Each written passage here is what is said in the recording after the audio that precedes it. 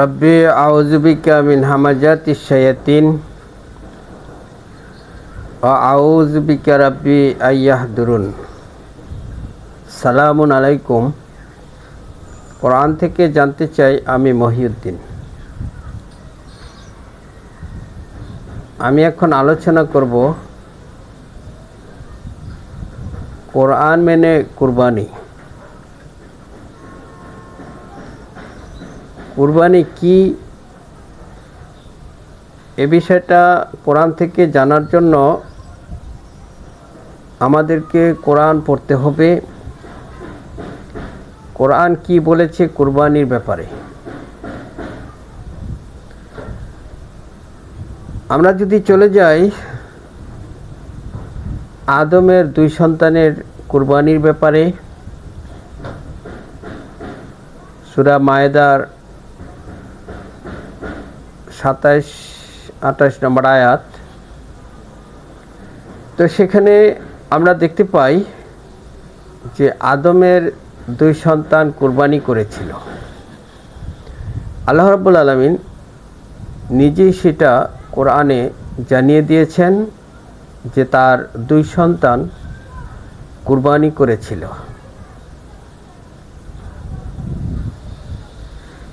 তো আল্লাহ রাব্বুল আলামিন কবুল করলেন একজনের কুরবানি, আরেকজনেরটা কবুল করলেন না।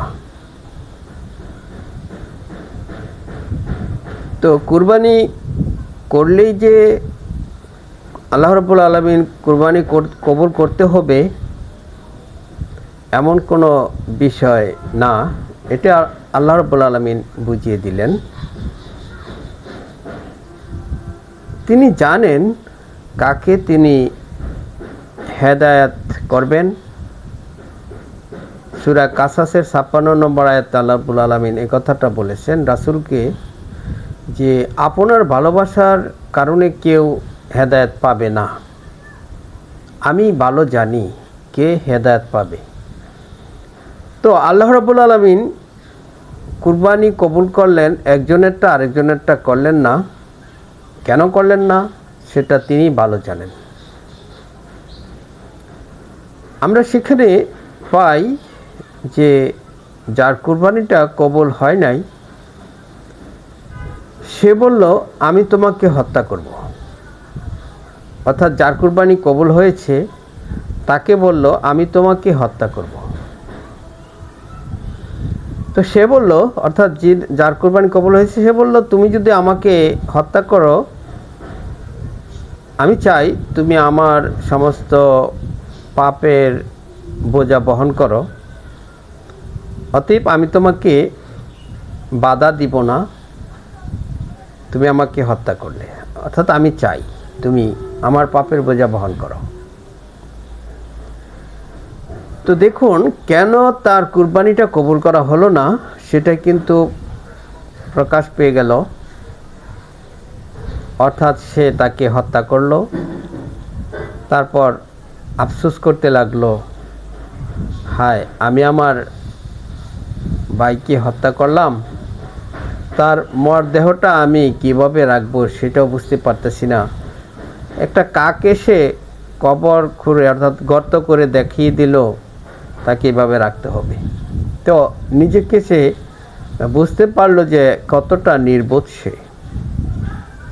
তো আল্লাহ রাব্বুল আলামিন যে বলেছেন আমি জানি কাকে হেদায়েত পাবে, কাকে আমি মানে যাকে আমি হেদায়েত করব সেটা আমি ভালো জানি। এই হলো আল্লাহ রাব্বুল আলামিনের কাছে কুরবানি পেশ করা। তো আমরা যদি ইব্রাহিম নবীর কাছে যাই, তো সেখানে আমরা দেখতে পাই ইব্রাহিম নবী স্বপ্নে দেখলো তার সন্তানকে কুরবানি করছেন। তিনি স্বপ্নে দেখলেন তার প্রিয় বস্তু, প্রিয় জিনিসকে কুরবানি করতে বলা হয়েছে। তো সে চিন্তা করে দেখলো, আকল খাটিয়ে দেখলো, বুদ্ধি প্রয়োগ করে দেখলো যে পৃথিবীর মধ্যে আমার প্রিয় বস্তু বলতে, প্রিয় জিনিস বলতে আমার সন্তানই তো একমাত্র সবচাইতে বেশি আপন বা প্রিয়। তো তার সন্তানকে সে কুরবানি দিতে প্রস্তুত হলো। তার সন্তানও এরকমই ছিল। তাকে যখন বলা হলো আমি তোমাকে কুরবানি করব, স্বপ্নে দেখেছি প্রিয় বস্তু কুরবানি করতে, তো তার সন্তানও বলল আপনি আমাকে ধৈর্যশীল হিসাবে পাবেন যদি আল্লাহ চান। তো আল্লাহ রাব্বুল আলামিন তার এই কুরবানি পরিবর্তে একটা পশু কুরবানি করে দিলেন, অর্থাৎ ইব্রাহিম নবীকে পরীক্ষায় উত্তীর্ণ হিসাবে কবুল করলেন। যে ইব্রাহিম নবী চেয়েছেন যে কুরবানি করতে, অর্থাৎ তার প্রিয় বস্তু বিসর্জন দিতে। এই হলো কুরবানি। তাহলে এখন আমরা কি কুরবানি করব? তো ইব্রাহিম নবীর আদর্শ গ্রহণ করবে ওই ব্যক্তি যে আদর্শ গ্রহণ করা থেকে বিরত থাকবে ওই ব্যক্তি যে নিজেকে নির্বোধ বোকা বানিয়েছে। সূরা বাকারার 130 নম্বর আয়াত পড়ে দেখবেন। আল্লাহ রাব্বুল আলামিন এইভাবেই বলেছেন, ইব্রাহিমের ধর্মাদর্শ থেকে ওই ব্যক্তি বিমুখ যে নিজেকে নির্বোধ বোকা বানিয়েছে, অর্থাৎ নিজেকে যে নিজে বোকা, সে ছাড়া ইব্রাহিমের ধর্মাদর্শ থেকে বিমুখ নয়। তো ইব্রাহিমের আদর্শ কি ছিল? তার প্রিয় বস্তু, তার প্রিয় জিনিসকে কুরবানি করা, আল্লাহর জন্য উৎসর্গ করা। তার প্রিয় বস্তুটা ছিল তার সন্তান। আবার দেখুন, ইমরানের স্ত্রী তার গর্ভে যে সন্তান ছিল সে বলল আমি আল্লাহর রাস্তায় উৎসর্গ করে দিলাম, পেশ করে দিলাম। আল্লাহ রাব্বুল আলামিন সেটা কবুল করলেন। তার সন্তান হলো মেয়ে সন্তান, অর্থাৎ মারিয়াম, তার নাম রাখলেন মরিয়াম। আর সে এতটা নেক হয়ে আল্লাহ রাব্বুল আলামিন এমনভাবে তাকে কবুল করেছেন যে সমস্ত নারীকুলের উপরে তাকে শ্রেষ্ঠত্ব দিয়েছেন মরিয়ামকে। তার গর্ভে আবার ঈসা রসুলকে জন্ম দিয়েছেন সে। এভাবে আমরা পেশ করছি যে ইমরানের স্ত্রীও পেশ করলো কুরবানি, মানে উৎসর্গ করলো তার সন্তানকে আল্লাহর জন্য। ঠিক এভাবে তো আল্লাহ রাব্বুল আলামিন আমাদেরকে আরও শিখিয়েছেন যে বলো আমার নিশ্চয়ই আমার নামাজ, আমার কুরবানি, আমার জীবন, আমার মরণ, আমার সমস্ত কিছু আল্লাহর জন্য। এই যে কুরবানি, এই যে উৎসর্গ করা আল্লাহর জন্য। এখন আসুন আমাদের কুরবানিটা কি হওয়া উচিত, আমরা কিভাবে কুরবানি করব। আমাদের কাছে আমাদের প্রিয় জিনিসটা কি সেটা আমাদেরকে একটু দেখতে হবে। এখন আমরা যদি একটু লক্ষ্য করি যে আমাদের এই বর্তমান দুনিয়ায় মানুষের কাছে সবচেয়ে প্রিয় জিনিস হচ্ছে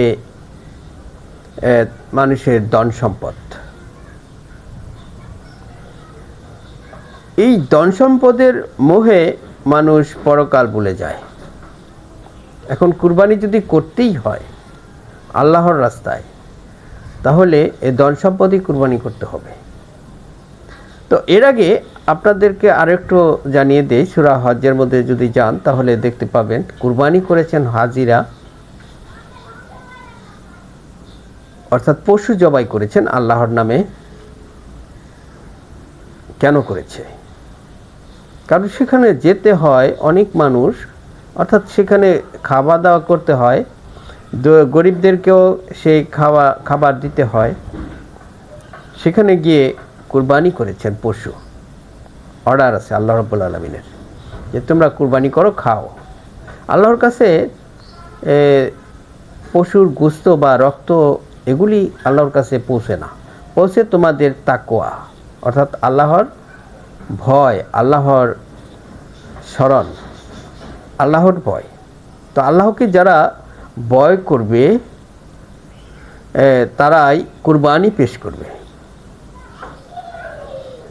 তো আল্লাহ রাব্বুল আলামিন সূরা বাকারা 3 নম্বর আয়াতে বলেছেন, যারা গায়বে বিশ্বাস করে, মুত্তাকিদের পরিচয় দিতে গিয়ে, যে যারা গায়বে বিশ্বাস করে, সালাত কায়েম করে আর যাকাত আদায় করে, অর্থাৎ যে রিজিক দেওয়া হয়েছে তা থেকে তারা খরচ করে ফেলে। অর্থাৎ যে সম্পদ তারা পেয়েছে এই সম্পদের খরচ তারা করে ফেলে, এটাকে ভালোবেসে আঁকড়ে ধরে থাকে না। এটা মুমিনদের একটা পরিচয়। তো যে কথাটা বলতেছিলাম যে আমাদের কাছে সবচেয়ে প্রিয় বস্তু কি, তো ইব্রাহিমের ধর্মাদর্শ যদি আমরা গ্রহণ করে থাকি, তাহলে ইব্রাহিমের ধর্মাদর্শ ছিল তার প্রিয় বস্তু আল্লাহর রাস্তায় উৎসর্গ করে দেওয়া, কুরবানি করে দেওয়া। তো আমাদের কাছে এখন সবচেয়ে প্রিয় বস্তু হচ্ছে ধন সম্পদ। এগুলি আল্লাহর রাস্তায় আল্লাহর সন্তুষ্টির জন্য ত্যাগ করা হচ্ছে কুরবানি। সূরা আরাফের 175-76 নম্বর আয়াতে আল্লাহ, যদি আপনারা যান তাহলে সেখানে পাবেন আল্লাহ রাব্বুল আলামিন বলছেন যে আপনি তাদেরকে শুনিয়ে দিন ওই লোকের বৃত্তান্ত যাকে আমি দিয়েছিলাম নিদর্শন, অর্থাৎ আল্লাহর আয়াত, কিন্তু সে এ থেকে বেরিয়ে গেল, ফলে তার পিছনে শয়তান লেগে গেল। আমি যদি চাইতাম তাহলে এর বিনিময়ে আমি তাকে অনেক উচ্চ মর্যাদা দান করতাম, কিন্তু সে দুনিয়ামুখী হয়ে গেল, ফলে তার স্বভাব হয়ে গেল কুকুরের মতো। তাকে দৌড়ালেও হাঁপায়, ছেড়ে দিলেও হাঁপায়। আপনি তাদেরকে শুনিয়ে দিন যারা আমার আয়াতে বিশ্বাসী নয়। তো এখানেও দেখুন, এই যে দুনিয়ামুখী, অর্থাৎ দুনিয়ার সম্পদ, দুনিয়ার অর্থ সংগ্রহ করার জন্য যে কথাটা আল্লাহ রাব্বুল আলামিন বলেছেন যে তার স্বভাবটা হয়ে গেল কুকুরের মতো। তো এই স্বভাব আমাদেরকে পরিবর্তন করা, ছেড়ে দেওয়া, দুনিয়ামুখী না হওয়া, সম্পদের মোহে পড়ে না থাকা, সম্পদকে জমা না করা, সম্পদ যা আছে তা আল্লাহর রাস্তায় খরচ করে ফেলা, আল্লাহর সন্তুষ্টির জন্য কুরবানি করে দেওয়া, ত্যাগ করা, এগুলি হচ্ছে কুরবানি। এই কুরবানি আমরা শুধুমাত্র যদি পশু জবাইয়ের মধ্যে সীমাবদ্ধ রাখি তাহলে ভুল হবে। যেমন ইব্রাহিম নবী তার সন্তানকে প্রিয় বস্তু হিসাবে নিয়েছেন ত্যাগ করতে, কিন্তু আল্লাহ রাব্বুল আলামিন তাকে কবুল করে নিলেন, তার এই ত্যাগকে তিনি ভালোবাসলেন, তাকে, তার সন্তানকে ফিরিয়ে দেন। দেখে সেটাই আল্লাহ রাব্বুল আলামিন বলেছেন, তার রক্ত, তার কুষ্ঠ, তার এগুলি আল্লাহর কাছে পৌঁছে না, পৌঁছে তোমাদের আল্লাহর ভয়, আল্লাহর স্মরণ, আল্লাহকে ভয় করা, আল্লাহর ভালোবাসায়, আল্লাহর ইচ্ছার কাছে নিজেকে সুপর্দ করে দেওয়া, সমস্ত কিছুই আল্লাহ করে থাকেন। এই যে কুরবানি, এই কুরবানিটা হচ্ছে কোরআন থেকে নেওয়া। অন্যথায় আপনি যদি কোরআন থেকে না নেন কুরবানি, তাহলে আপনি কি করতেছেন একটু লক্ষ্য করে দেখুন। আনন্দ ফুর্তিতে মশগুল হয়ে যাচ্ছেন আল্লাহ ভয়ের পরিবর্তে।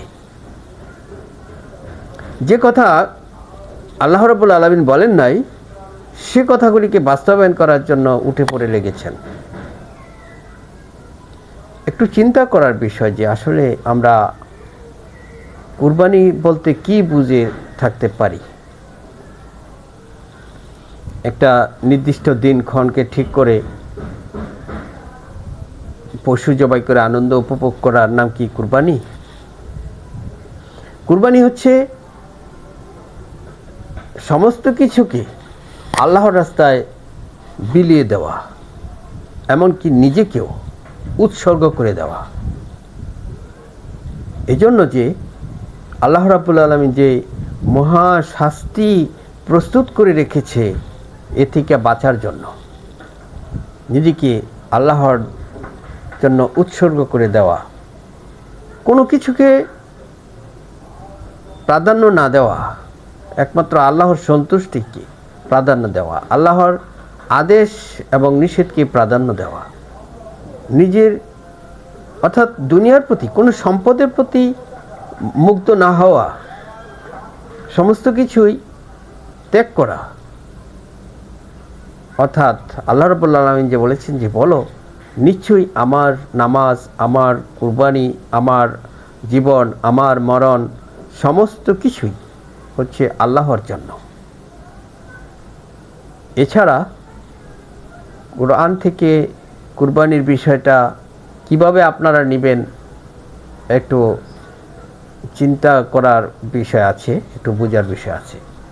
কারণ কোরআনকে বুঝতে হলে অবশ্যই নিজস্ব জ্ঞান বা আকল খাটাতে হবে। যারা কোরআনকে নিজের আখের গুছানোর জন্য অর্থাৎ দুনিয়াতে লাভবান হবার জন্য ব্যবহার করে, তাদের থেকে সতর্ক থাকার উদাত্ত আহ্বান রেখে আমি আমার আলোচনা এখানে শেষ করছি। সালামুন আলাইকুম।